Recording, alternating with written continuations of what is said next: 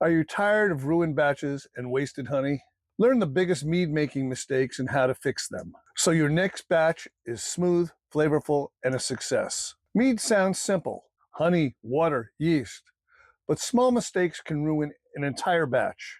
So if you've ever ended up with something undrinkable or just not as good as you hoped, chances are one of these common errors is to blame. Avoiding them can mean the difference between a mead that's just okay and one that's absolutely amazing. Before we get started, please take a second to like this video and subscribe to the channel.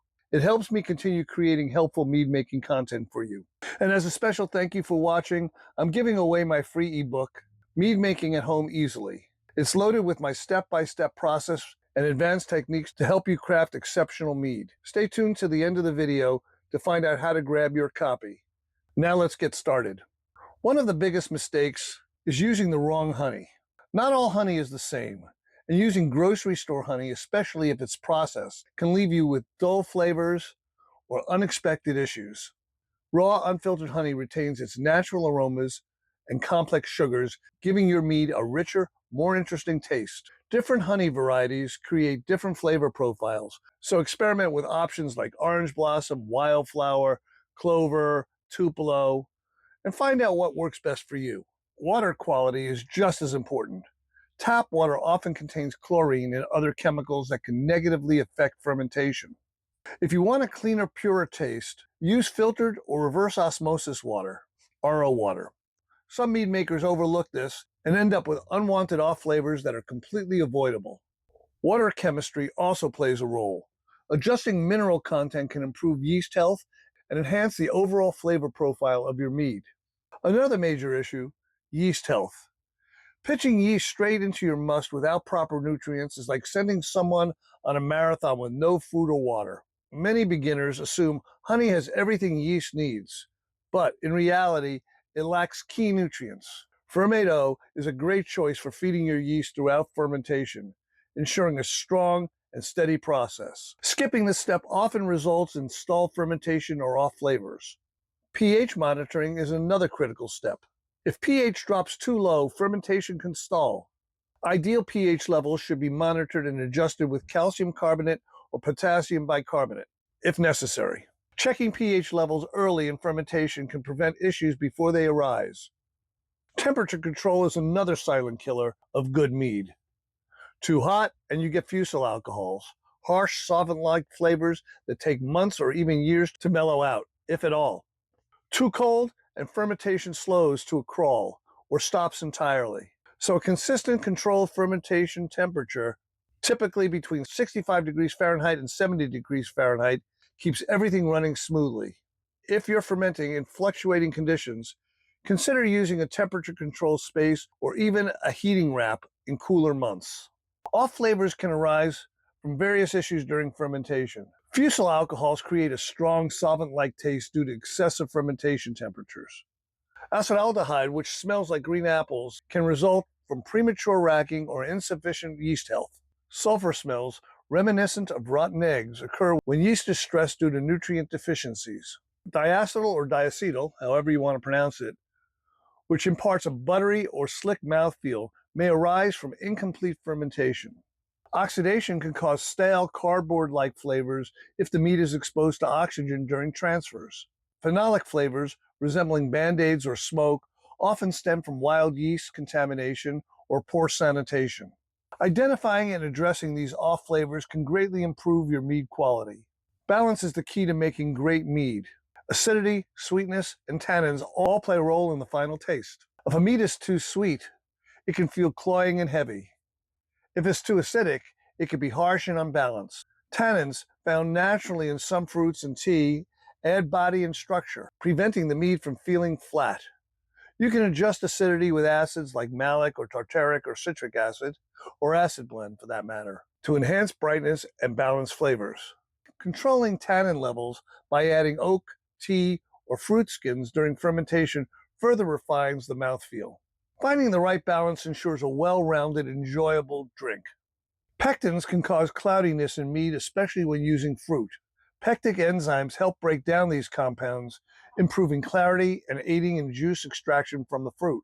Adding pectic enzyme before fermentation allows it to work efficiently and prevents haze from forming in the finished product. Fruit additions and timing matter as well. Adding fruit in primary fermentation extracts different flavors than added in secondary. Fermenting fruit in primary allows yeast to interact with the sugars, while secondary additions retain more fresh fruit and aromas and flavors. Fermentation vessel choice also plays a role. Glass carboys are great for long-term aging as they don't introduce oxygen.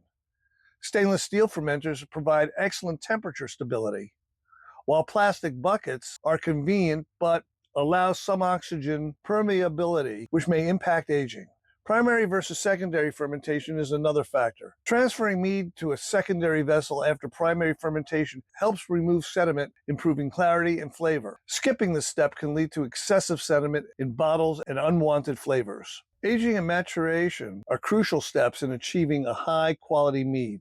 Bulk aging in a carboy allows flavors to meld and unwanted harshness to dissipate. Oak aging can add complexity, bringing notes of vanilla, spice, or toast, depending on the type of wood used. Aging in bottles also allows mead to develop over time, often improving after several months or even years. Yeast strain selection plays a vital role in the final character of your mead. Some strains like QA23 or D47 enhance fruity esters and honey complexity, while others like EC1118 produce a dry, neutral mead. Choosing the right yeast for your intended sweetness level and alcohol tolerance ensures a better final product. Carbonation levels can also impact your mead.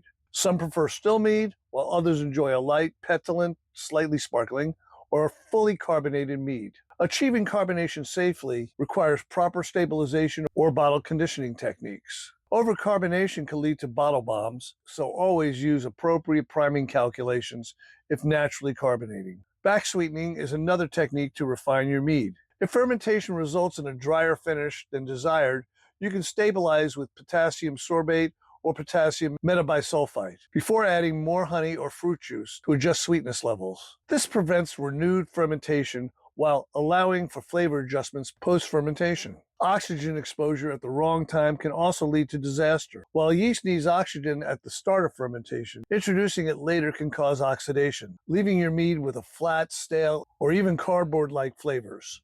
Minimize splashing and exposure to air once primary fermentation is complete. If you're aging your mead, consider using CO2 to flush out all oxygen when racking.